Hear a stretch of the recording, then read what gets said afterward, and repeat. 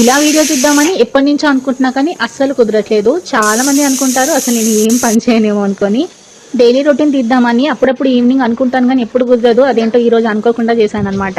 యాక్చువల్గా మా ఇంటి దగ్గర థర్స్డే మార్కెట్ ఉంటుంది అనమాట. సో కంపల్సరీగా మనమైతే వారమంతా సరిపడా కూరగాయలు తెచ్చుకోవాలి కాబట్టి ఇలా అయితే వెళ్ళాను.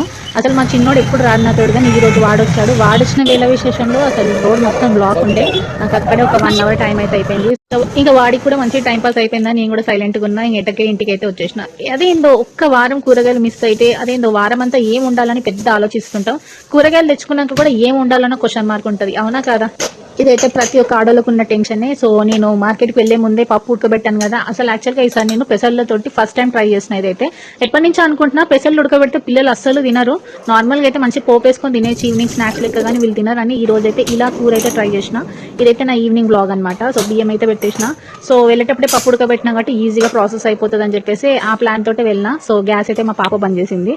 సో నేనైతే ఈవినింగే పాలు తీసుకొచ్చి పెడతా, ఎందుకంటే మార్నింగ్ పిల్లలకి పాలు తీసుకొచ్చి వేడి చేసి వాళ్ళకి ఇచ్చేంత టైం ఉండదు కాబట్టి నేను ఏ పనున్నా ఈవినింగే ఫినిష్ చేసుకోనికి ట్రై చేస్తా. ఇప్పుడు నైట్ డిన్నర్ అయినాక బాసలన్నీ తోమేసి కిచెన్ అంతా క్లీన్ చేసేసుకొని ఇది నా ఈవినింగ్ రొటీన్ అనమాట. ఇంకా మార్నింగ్ పిల్లలకి ఎట్లయినా హడావిడిగా ఉంటుంది, ఎందుకంటే ఇంకా మా ఊడు చిన్నోడు కాబట్టి అన్ని లేపి రెడీ చేసి పంపించేసరికి చాలా అవుతుంది నాకు.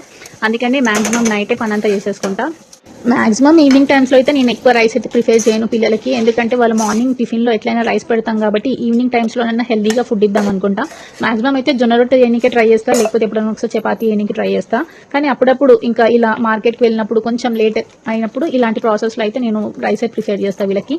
కానీ నేను నార్మల్గా అయితే ఈవినింగ్లో 6:30 తర్వాత ఆఫ్టర్ 6:30 నేను ఫుడ్ తీసుకోవడం మానేశాను చాలా రోజుల నుంచి, ఎందుకంటే ఈ మధ్య కొంచెం వెయిట్ గెయిన్ అనిపిస్తుంది. సో కొంచెం డైట్ ప్రాసెస్లో ఉన్నా కాబట్టి నేనైతే రాజ్మా, శనగలు ఇలా పెసర్లు ఉడకబెడుతూ ఉంటా, కానీ పిల్లలు తినరు.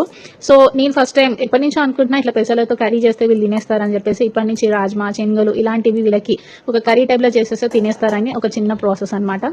సో మంచిగా అన్నం అయితే అయిపోయింది. మా చిన్నోడికి అయితే ఈవినింగ్ 7 అయిందంటే ఆకలి వేస్తుంటుంది అనమాట. అందుకే వాడి కోసం ఫస్ట్ వంట చేస్తాను. సో మా పిల్లలిద్దరూ 7 వరకు అయితే ఫుడ్ తినేస్తారు. నేను 6:30కి లాస్ట్ నా ఫుడ్. గిట్లా మినీ వ్లాగ్స్ చేద్దామని ఎప్పటి నుంచో అనుకుంటున్నా కానీ అస్సలు కుదురుతలేదు. ఏదో ఒక పని మీద మర్చిపోతూ ఉన్నా. అయితే కానీ ఈ వీడియో మీకు ఎట్లా అనిపించింది? మంచిగా అనిపించిందా? నచ్చితే కనుక like, comment and subscribe the channel.